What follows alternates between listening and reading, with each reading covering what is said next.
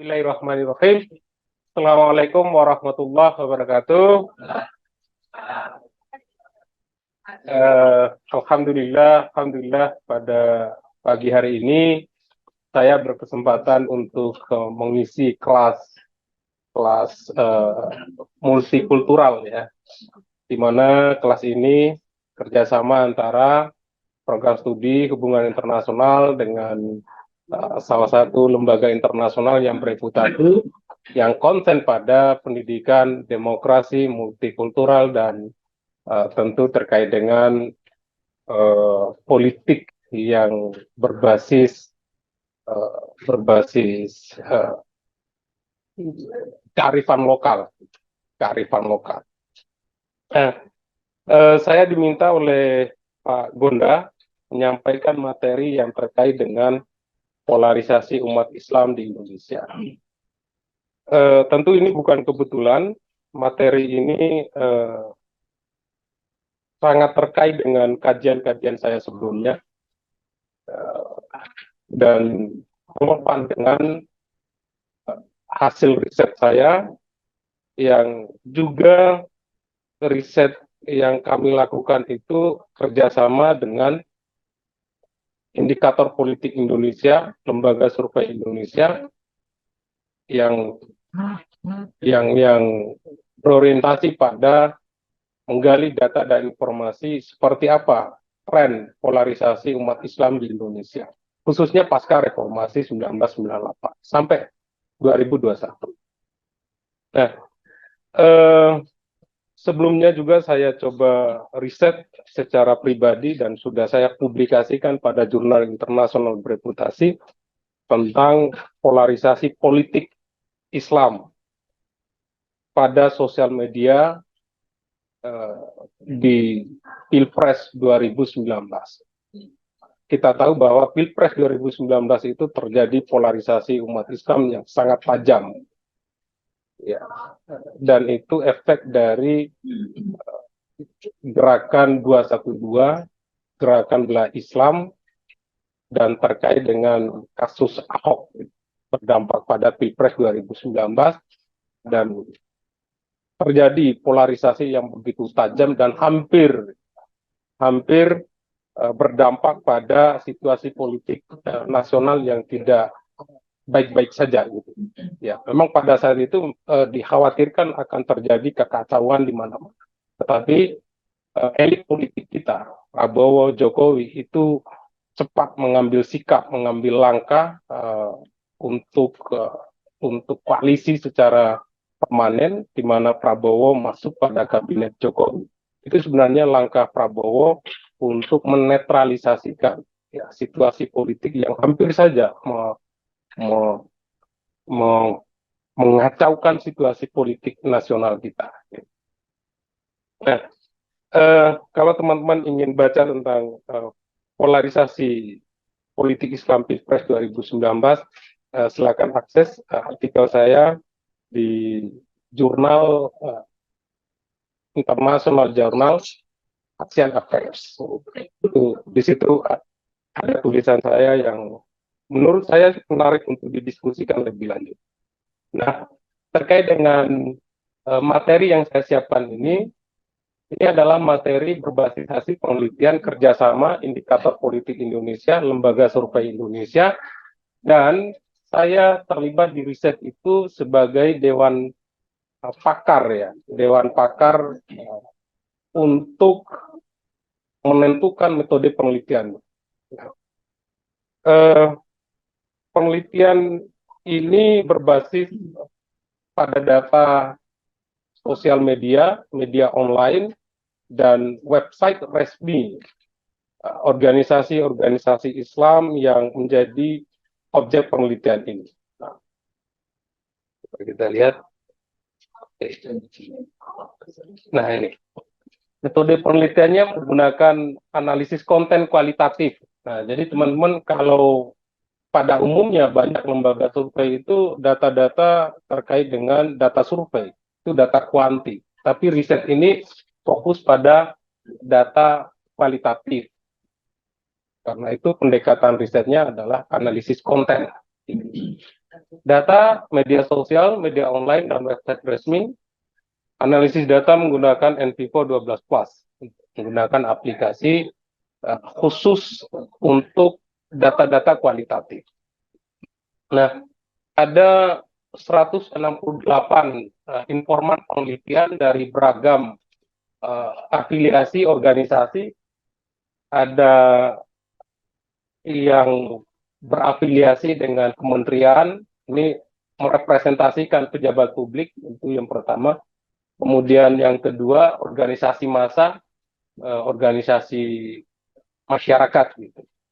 Di antaranya ini ada NU, ada Muhammadiyah, HTI, FPI, dan lain-lain. Kemudian ada partai yang berbasiskan Islam, meskipun misalnya PAN tidak secara langsung menegaskan bahwa PAN berbasis Islam, tetapi afiliasi politisi PAN itu lebih pada organisasi Islam, misalnya Muhammadiyah. Karena itu PAN menjadi bagian dari riset. PBB, PKB, PKS, P3 jelas berbasis Islam. Kemudian ada 47 tokoh nasional, tokoh Islam yang berpengaruh, bahkan menentukan opini publik gitu, terkait dengan Islam. Misalnya Din Samsudin, kemudian almarhum Buya Syafiq Ma'arif, dan beberapa tokoh lain. Ada 47 tokoh gitu. Totalnya ada 168 informan penelitian yang menjadi basis data penelitian, sehingga pada akhirnya kami menemukan beberapa data yang nanti saya jelaskan terkait dengan polarisasi umat Islam di Indonesia. Nah, kembali yang pertama ini, untuk melihat polarisasi umat Islam di Indonesia, maka kerangka berpikirnya kami menggunakan sentimen negatif, netral, dan positif. Dengan kerangka berpikir sentimen publik itu, maka kita bisa memetakan polarisasi yang terjadi, khususnya di internal umat Islam di Indonesia. Jadi kalau ada negatif, ada positif, artinya ada negatif, ada positif, artinya ada polarisasi. Ada yang mempersepsikan positif, ada yang mempersepsikan negatif, artinya ada dua kelompok yang berbeda, dan inilah polarisasi. Seperti apa data-data yang terkait dengan sentimen negatif, netral, dan positif itu coba nanti saya uraikan. Nah, untuk melihat polarisasi umat Islam di Indonesia dan untuk memetakan sentimen mereka terhadap isu-isu publik, maka dalam riset ini coba menentukan beberapa isu yang menjadi poin penting sebagai dasar untuk memetakan polarisasi itu. Yang pertama terkait dengan isu politik dan hukum. Yang kedua terkait dengan deviasi dan ortodoksi, ini terkait dengan pemahaman keagamaan, terkait dengan keyakinan. Nah, dua isu besar inilah menjadi dasar dalam penelitian ini untuk memetakan kelompok-kelompok Islam, memetakan polarisasi di internal umat Islam itu. Nah, tentu masing-masing isu ini ada varian isu yang sudah kami tentukan. Di antaranya ada kelompok konservatif, yang kedua ada kelompok liberal, dan yang ketiga ini sebenarnya kelompok moderat. Ada kelompok moderat yang direpresentasikan NU dan Muhammadiyah. Kalau yang isu kedua, deviansi dan ortodoks, ini terkait dengan pemahaman keagamaan dan keyakinan, misalnya Ahmadiyah, Syiah, dan aliran kepercayaan. Jadi total isu yang menjadi dasar kami untuk memetakan polarisasi itu ada 20 isu dengan variasi atau pengelompokan isu seperti yang saya jelaskan tadi. Nah, teman-teman semuanya, data menunjukkan bahwa nampaknya memang umat Islam di Indonesia terjadi polarisasi yang sangat tajam, Dibuktikan dengan sentimen umat Islam terhadap beberapa isu yang saya sampaikan tadi itu negatif 51% itu, kemudian positif 33,1%, netral 15,7%. Nah, artinya distribusi sentimen ini ada polarisasi di internal umat Islam. Ada yang mempersepsikan isu-isu tadi itu positif, ada yang mempersepsikan isu-isu tadi itu negatif dengan presentasi sekian tinggi. Itu terjadi polarisasi.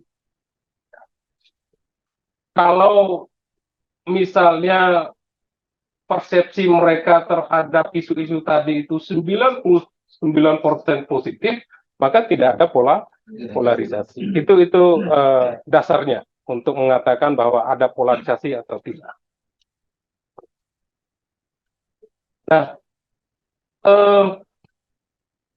isu-isu yang menjadi dasar tadi kemudian kita coba uraikan secara detail seperti ini, teman-teman semuanya. Ternyata yang menjadi pemicu terjadinya polarisasi itu yang paling banyak adalah sebenarnya ini politik dan hukum. Politik dan hukum. Kenapa? Karena presentase perbedaan persepsi mereka terhadap isu-isu politik itu ya cukup berimbang gitu.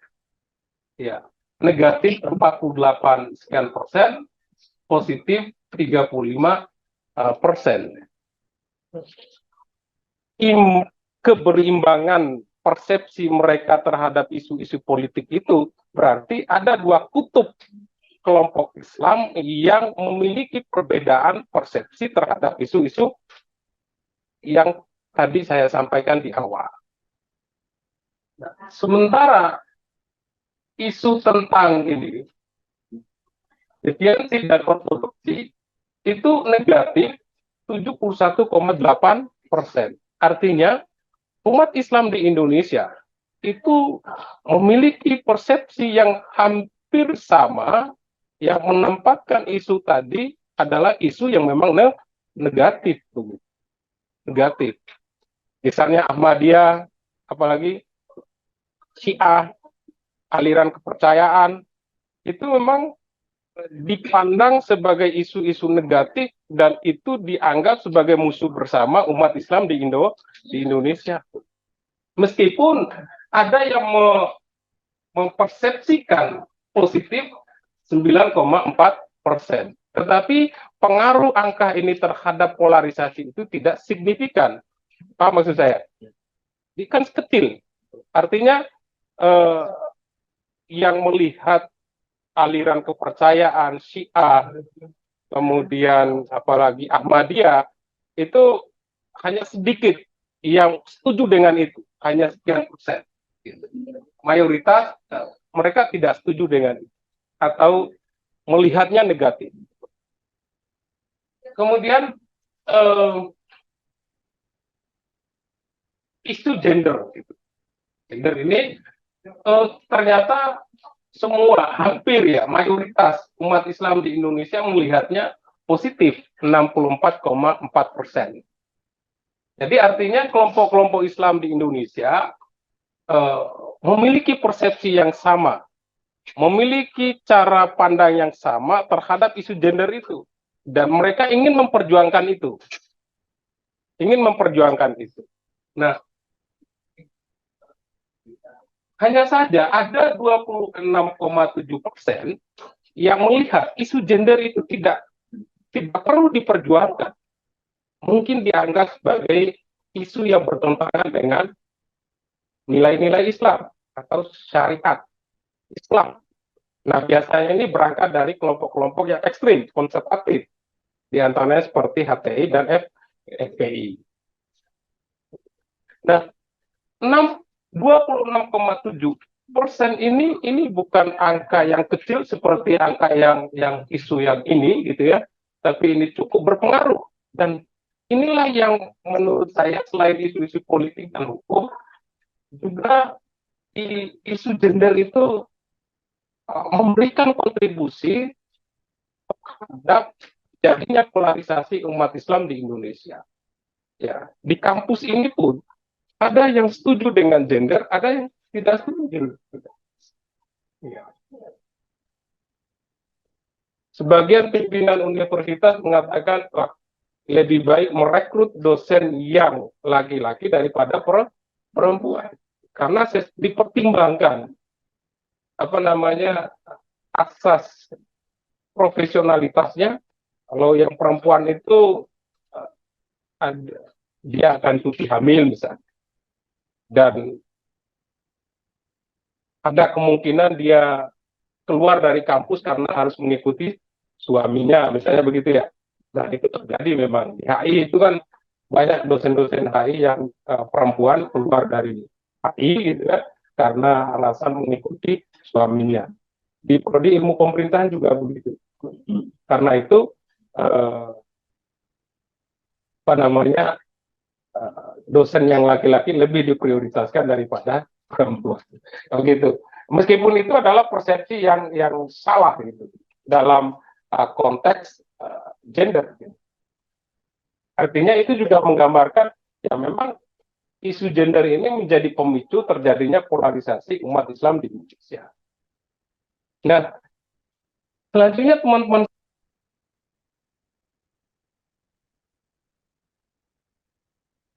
itu perlu dilawan secara bersama-sama. Jadi musuh bersama. Maka persepsinya negatif, mayoritas negatif, 93,4%. Nah, hal yang perlu kita diskusikan dan menjadi isu menarik adalah FPI dan HTI. Ini juga ternyata memberikan kontribusi terjadinya polarisasi umat Islam di Indonesia yang sangat tajam. Itu sebagian melihat bahwa FPI dan HTI itu negatif, ya, perlu dibubarkan, dan memang sudah dibubarkan pada akhirnya ya gitu. Sebagian melihat bahwa sekitar 24,5% ya FPI HTI itu adalah organisasi Islam yang perlu dipertahankan, karena bagaimanapun FPI HTI memberikan kontribusi terhadap masyarakat Indonesia, terhadap umat Islam Indonesia. Tetapi pada aspek-aspek tertentu, FPI dan HTI tidak sejalan dengan konstitusi negara, dan karena itu kelompok-kelompok Islam yang cenderung moderat, liberal, melihatnya FPI dan HTI itu tidak sejalan dengan konstitusi. Bahkan dikatakan tidak sejalan dengan nilai-nilai Islam. Nah, ini memberikan kontribusi terjadinya polarisasi umat Islam di Indonesia.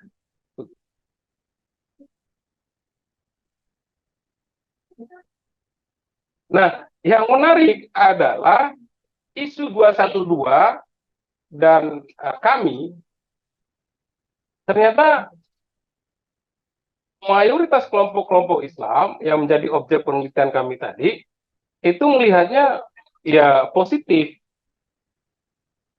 72,1%.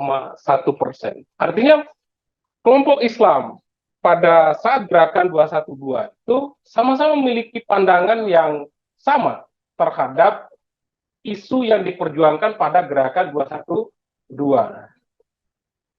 Isu apa waktu itu? Apa yang diperjuangkan waktu itu? Masih ingat? Ya?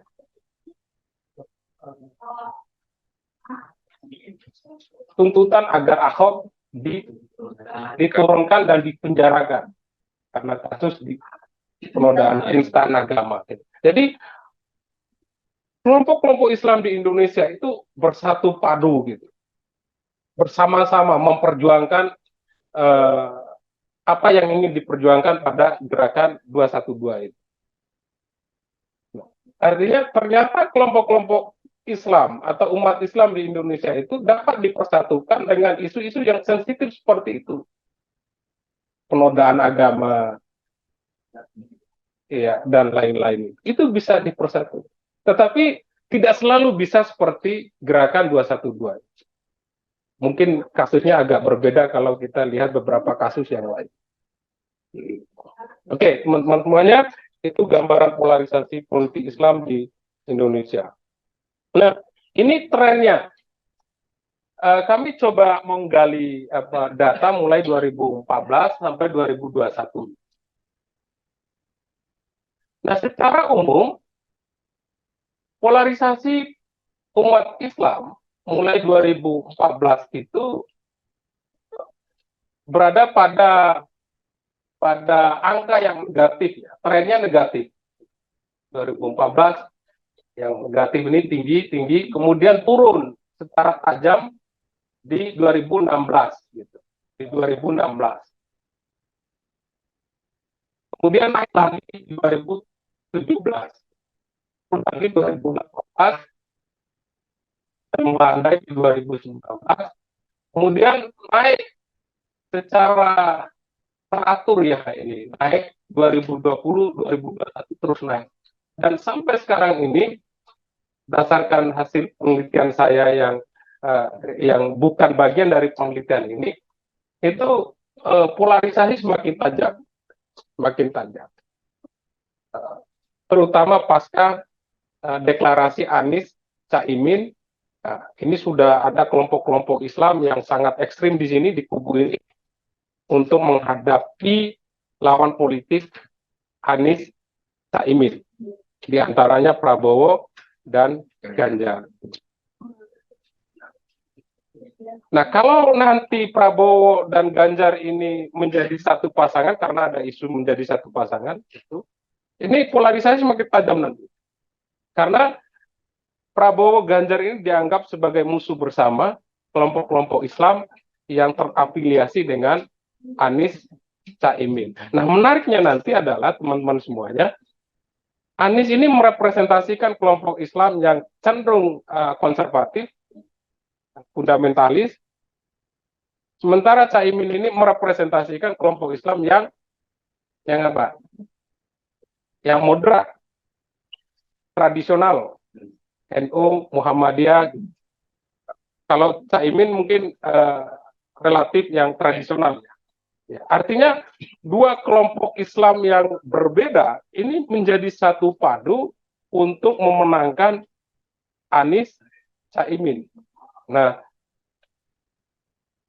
tetapi ada kelompok-kelompok Islam juga tentu akan berafiliasi dengan Prabowo Ganjar, pasti itu. Nggak mungkin semua bisa dijadikan pada satu kutub, pasti berbeda. Nah,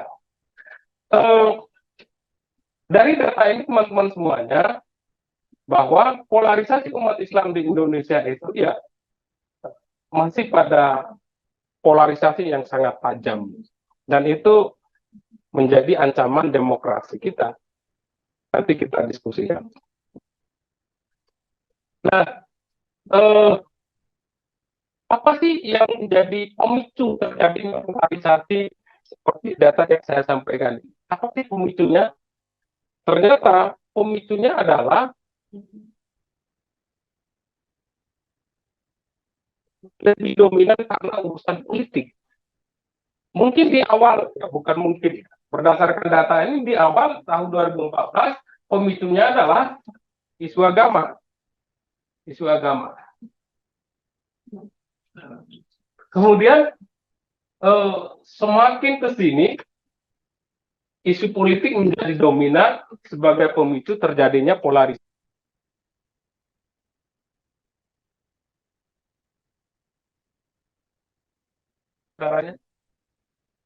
Yang menurut teman-teman semuanya itu berdampak pada terjadinya pembelahan, pemecahan kelompok-kelompok Islam di Indonesia. Kira-kira apa di antaranya? Siapa yang? Pemilu. Pemilu. Dan lagi misalnya terkait dengan kebijakan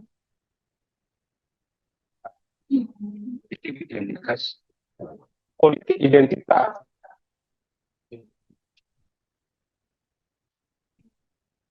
Ada juga yang berkaitan dengan kebijakan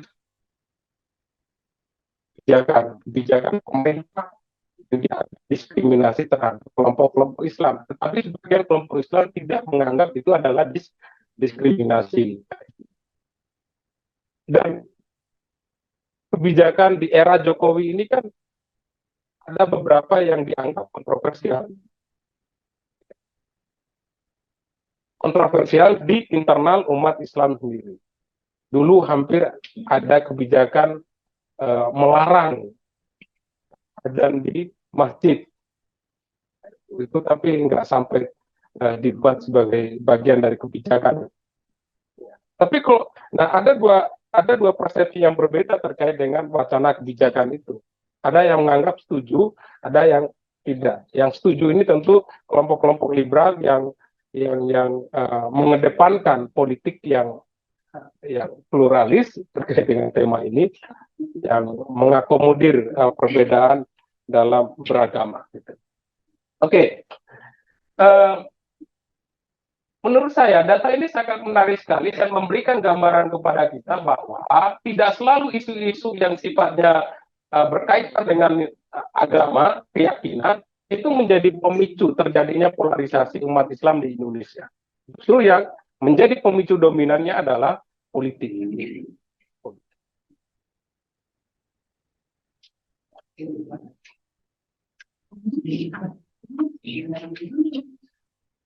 Nah, ini untuk memperkuat data sebelumnya, data yang ini, bahwa pemicu polarisasi adalah isu politik, gitu. Nah, isu politik ini terkait dengan peran negara, state government. Ini terkait dengan peran negara. Yang kedua, terkait dengan situasi sosial politik. Misalnya politik identitas, pemilu, itu adalah fenomena sosial politik yang terjadi dan itu memicu terjadi polarisasi. Kalau yang ini lebih pada peran negara membuat kebijakan dan lain-lain. Perilaku negara. Nah, kalau dilihat dari data ini teman-teman semuanya, di tahun 2014 itu memang kondisi sosial politik yang terjadi di Indonesia itu yang memicu terjadinya polarisasi itu. Begitu. Tapi kemudian sedikit menurun, turun tajam pada tahun 2017, naik lagi tahun 2018, kemudian turun tajam di 2020, begitu. Artinya persoalan sosial politik itu tidak lagi menjadi faktor penting ya terjadinya polarisasi umat Islam di Indonesia. 2021 yang dominannya adalah perilaku negara. Perilaku negara dalam bentuk misalnya kebijakan yang dibuat oleh negara dan itu berdampak pada terjadinya polarisasi umat Islam di Indonesia. Nah, siapa yang tahu kira-kira apa kebijakan negara yang ya mungkin di tahun 2019 sampai 2021 yang dianggap sebagai pemicu terjadinya polarisasi umat Islam di Indonesia. Siapa yang tahu tentang itu?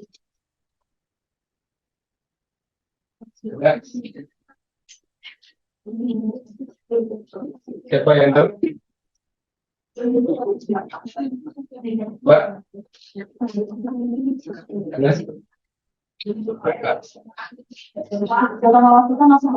Ya.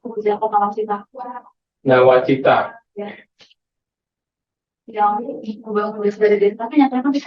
Yang apa? Yang poin nomor 9 kalau nggak salah yang membangun daerah di sekolah selanjutnya. Program 9 program Nawacita yang disusun oleh Pak Jokowi. Ya. Ya, kalau program itu justru menjadi ini ya, pengikat ya. Karena membangun negara dari pinggir kan gitu. Dari pinggir, dari perbatasan, dari desa ke kota. Itu menjadi pengikat kelompok-kelompok Islam. Bahkan tidak hanya kelompok-kelompok Islam, tapi seluruh rakyat Indonesia setuju dengan itu. Salah satunya menurut saya terkait dengan ini, mungkin Anda juga belum sempat membaca terkait dengan naskah akademik Ibu Kota Negara Baru, IKN. Jadi IKN itu teman-teman semuanya, ada satu kelompok Islam yang sangat dominan berperan di dalam. Karena itu simbol-simbol kenegaraan di Ibu Kota Baru itu cenderung pada kelompok Islam yang dominan itu. Misalnya ada istilah Ibu Kota Nusantara. Anda pernah dengar Islam Nusantara? Dan Anda pasti tahu istilah Islam Nusantara terafiliasi dengan kelompok Islam yang mana? Tidak perlu disebutkan. Iya, Islam Nusantara. Nah, ternyata itu meskipun tidak muncul di ruang publik, di TV atau sosial media, itu nggak muncul. Tetapi di elit kelompok Islam itu terjadi perdebatan yang sering sih antara kelompok-kelompok Islam. Kenapa harus Ibu Kota Nusantara? Kenapa tidak ya Ibu Kota Negara Republik Indonesia? Kenapa tidak seperti itu? Tetapi karena naskah akademik itu adalah dirumuskan oleh kelompok Islam yang memiliki simbol yang sama tadi itu, ya, maka hal itu menjadi penting untuk dimunculkan dalam Undang-Undang Ibu Kota Negara Baru, IKN, Ibu Kota Nusantara. Nah, itu contoh kecil. Ada contoh-contoh yang lain juga. Nah, artinya teman-teman semuanya,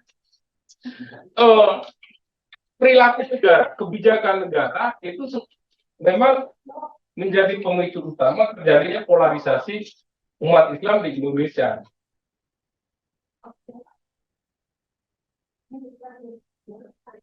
Kementerian Agama sering membuat pernyataan-pernyataan yang kontroversial. Ada pernyataan, Anda tahu pernyataannya yang pada akhirnya kelompok Islam itu merasa terganggu. Misalnya pernyataannya terkait dengan dilarang memilih capres yang mengatasnamakan agama. Ada kan yang viral itu? Itu kan perilaku negara yang direpresentasikan oleh pejabat negara. Pernyataan itu memicu terjadinya pembelahan di kalangan umat Islam. Kenapa sih harus muncul pernyataan seperti itu? Dan itu jelaskan apa sasaran dari Menteri Agama itu. Sasarannya jelas. Pasti pada kubu yang dipersepsikan sebagai kubu yang politik identitas tadi. Kita tahu dan mungkin Anda juga tahu siapa yang dianggap sebagai politisi identitas, politisi yang mengedepankan politik identitas, kan Anies. Artinya ketika Menteri Agama menyampaikan pernyataan bahwa dilarang memilih politisi yang mengatasnamakan agama, itu kita juga bisa membaca bahwa dilarang memilih Anies, kan sederhananya seperti ini. Tapi ketika Ganjar itu mengatasnamakan agama pada iklan politiknya, meskipun itu tidak dianggap sebagai iklan politik, tapi narasi yang terbentuk iklan politik. Apa itu? Ada di MXC ya. Nanti muncul di situ. Jadi agamais kan gitu, ya sholat, wudhu, ada yang viral juga itu kan, bahkan dia jadi ini membersihkan musola kan gitu. Itu kan bagian dari politik identitas gitu. Nah, tetapi masalahnya ketika dia atau Ganjar melakukan hal itu, pihak yang awalnya itu anti politik identitas, kemudian dia tidak menyerang Ganjar gitu. Paham ya maksud saya? Nah, ini adalah perilaku pejabat negara yang berdampak pada polarisasi politik atau polarisasi umat Islam yang semakin menguat, semakin tajam. Nah, artinya apa?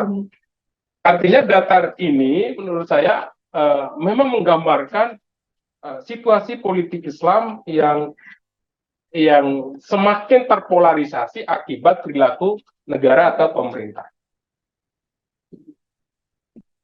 Sampai di sini ada pertanyaan?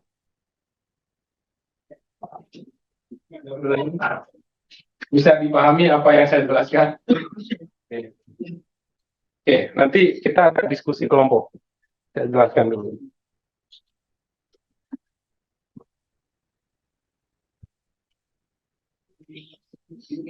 Nah, ini terkait dengan pelayanan publik sebenarnya, pelayanan publik, perilaku pejabat pemerintah.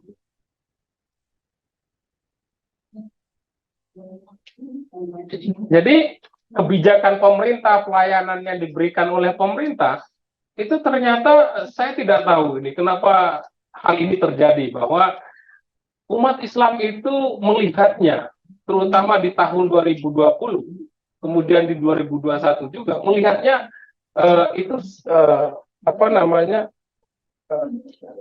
tidak baik, selalu anti terhadap kebijakan pemerintah, selalu tidak menganggap pelayanan publik yang diberikan oleh pemerintah itu adalah baik bagi mereka. Mereka itu kelompok-kelompok Islam. Ini kan anti. Ini di tahun 2019 mulai meningkat tajam di 2020, kemudian di 2021. Mungkin diantaranya ya ada kaitannya dengan karena perilaku negara sesuai dengan data yang sebelumnya. Gitu. Pasti ada kaitannya dengan terkait dengan ketidakadilan pemerintah terhadap kelompok Islam. Ada diskriminasi pernyataan politik tadi itu yang mestinya tidak muncul dari pejabat publik, tapi faktanya kan muncul, disampaikan oleh pejabat publik, gitu.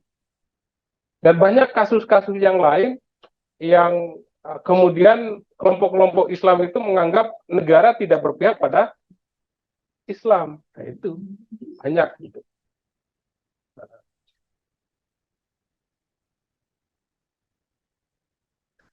Dan memang itu karena Jokowi bagian dari PDIP, dan kita tahu PDIP adalah partai yang memenangkan pemilu dan ideologinya sangat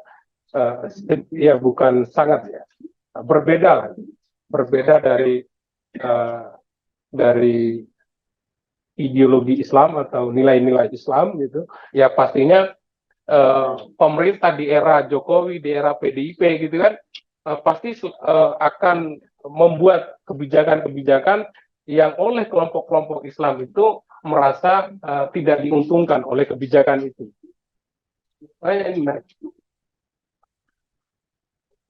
Yang pro ya sedikit saja naiknya gitu kan, netral juga ya, netral ini tidak mungkin ya, juga. Nah, kemudian ini yang menarik juga, bahwa ternyata lembaga-lembaga pemerintahan ini, institusi ini adalah menjadi sumber terjadinya polarisasi umat Islam di Indonesia. Ya, tentu ada kaitannya dengan tadi perilaku negara, kebijakan yang dibuat oleh negara, gitu kan. Ini negatif 59,5%. Ini artinya sumber polarisasi itu ya karena perilaku institusi negara itu. Ini artinya memperkuat data sebelumnya, yang menganggap bahwa institusi negara itu positif hanya 21,6%. Nah, 21,6% ini adalah kelompok-kelompok Islam, tentu berbeda dengan kelompok-kelompok Islam yang menganggap institusi negara itu tidak berpihak pada Islam, dan itulah polarisasi itu. Nah, partai 59,3% menjadi pemicu terjadinya polarisasi umat Islam di Indonesia. Ya, dan hal itu saya setuju, dan saya melihatnya partai memang kadang menjadi pemicu terjadinya pembelahan umat Islam itu.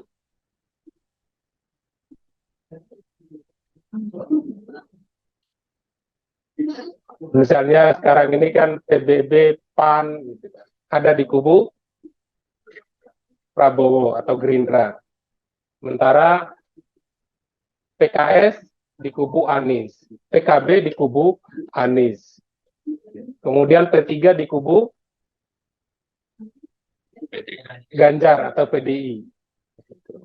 Nah, posisi partai, posisi dukungan partai ini kan pastinya berpengaruh pada dukungan umat Islam terhadap kelompok-kelompok itu, kelompok yang berbeda, dan inilah terjadi akan memicu terjadinya polarisasi umat Islam itu.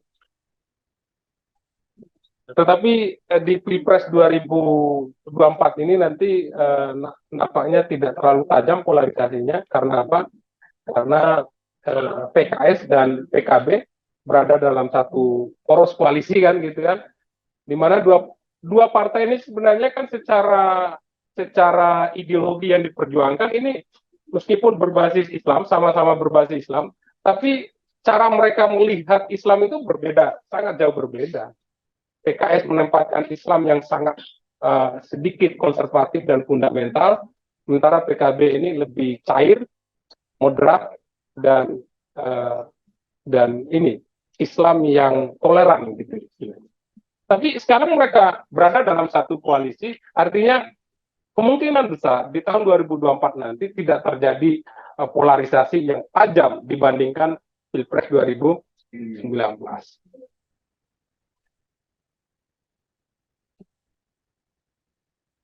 Kecuali ada upaya-upaya elit-elit kelompok Islam, misalnya Yeni Wahid. Yeni Wahid kan ada di kubu Prabowo ini.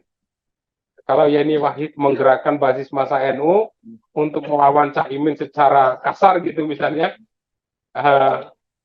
ya itu ada kemungkinan terjadinya polarisasi, tetapi tidak begitu tajam. Nah, yang menarik juga adalah polarisasi itu juga diakibatkan oleh personal figur, oleh tokoh-tokoh Islam. Misalnya Ustadz Abdul Somad, misalnya, kan dia ini kan merepresentasikan jamaah Islam yang apa kira-kira? Anda memetakan jamaah Ustadz Abdul Somad itu konservatif, moderat, atau tradisional? Ya, ada sedikit moderat, tetapi banyaknya konservatif. Kalau tradisional jelas tidak. NU itu kan Nahdliyin itu pasti kontra dengan siapa? Dengan Abdul Somad. Selalu mereka melawan Abdul Somad. Dan di beberapa media sosial itu kan kalau kelompok Nahdliyin tidak selalu ada di pengajian Abdul Somad. Meskipun ya ada kelompok-kelompok yang tradisional juga relatif dekat dengan Abdul Somad. Kemudian ada misalnya siapa lagi yang kalau figur umat Islam elit ya, coba Adi Hidayat. Adi Hidayat ini kan merepresentasikan Muhammadiyah, tapi kita tahu bahwa tidak selalu dan tidak banyak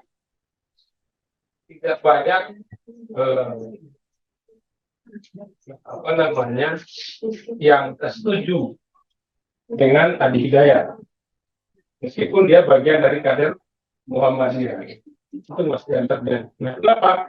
Ya bisa jadi ada pemahaman keagamaan Ustaz Adi Hidayat yang dianggap berbeda dengan gerakan Muhammadiyah. Nah, artinya pemahaman keagamaan elit-elit atau tokoh-tokoh Islam itu juga berpengaruh terhadap terjadinya polarisasi politik atau polarisasi umat Islam ini kan tinggi dan seterusnya. Oke, nah kesimpulannya ada 3 poin ini. Yang pertama adalah polarisasi umat Islam semakin tajam, menunjukkan minimnya kesadaran pluralisme dalam beragama, berpolitik, berbangsa, dan bernegara. Tajamnya polarisasi kan karena kesadaran beragama, berpolitik, berbangsa yang mengedepankan perbedaan itu kan sangat minim. Yang kedua, polarisasi umat Islam menggambarkan demokrasi Indonesia masih perlu penguatan pada aspek kelembagaan. Jadi artinya ada penguatan demokrasi kelompok-kelompok Islam secara organisasi. Kemudian ada peningkatan kesadaran berbangsa dan penguatan budaya berdemokrasi. Yang terakhir, polarisasi umat Islam menunjukkan terdapat ancaman serius dalam hidup beragama, berpolitik, berbangsa, dan bernegara yang akan berdampak negatif terhadap stabilitas politik dan pertumbuhan ekonomi Indonesia. Nah, data yang saya sampaikan tadi bahwa polarisasi umat Islam semakin tajam, artinya ini menjadi ancaman serius terhadap situasi politik kita dan pertumbuhan ekonomi. Pasti ini berdampak serius terhadap urusan ekonomi. Nah, karena itu teman-teman semuanya, poin-poin ini akan menjadi penting untuk kita diskusikan lebih lanjut pada berbagai forum. Termasuk mungkin nanti tugas akhir Anda itu, kalau Anda tertarik dalam polarisasi seperti ini, Anda bisa mendiskusikan ini.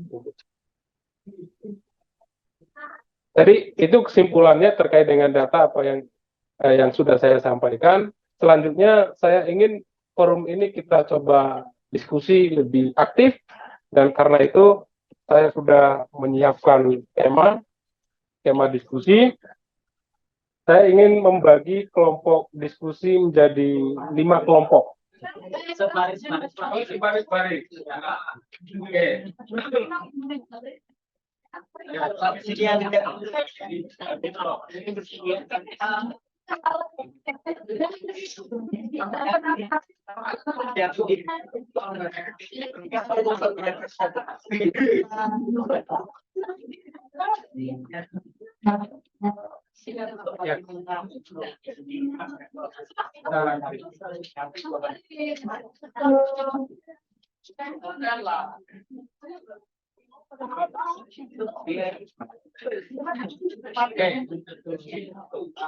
Oke, teman-teman semuanya, ini saya mau menyiapkan 5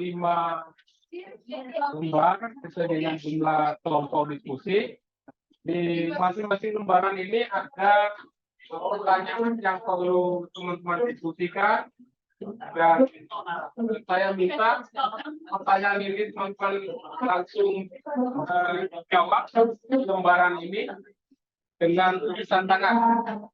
Teman-teman nulis tangan, jawab pertanyaan di lembaran ini. Tidak perlu panjang-panjang, teman-teman bikin tulisan poin per poin saja, bikin poin per poin, nggak usah narasi paragraf. Nah, nanti setelah saya kasih waktu 10 menit ya untuk membuat jawaban atas pertanyaan ini. Jawaban ini nanti akan saya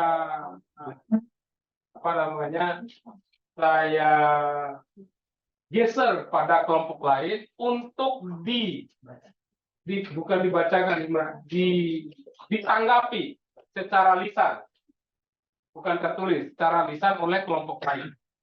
Seperti apa sih tanggapan kelompok lain atas jawaban dari kelompok yang lain? Paham maksud saya? Ya. Ini silakan. Ini sudah ada nama kelompoknya juga, kelompok berapa? Ini ada. Oke, ini kelompok 1.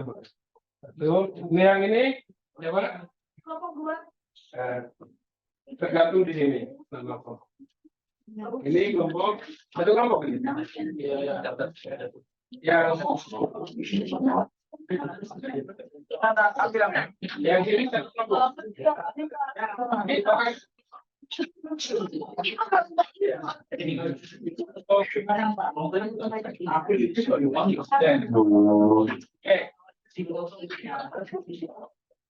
Soalnya Waktu Anda 10 menit ya, tapi diskusi bukan yang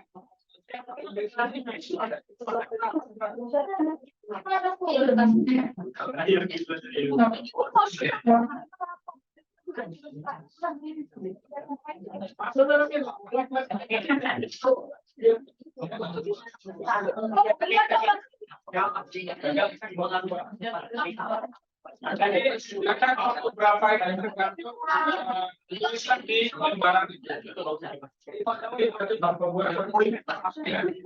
Bikin poin saja.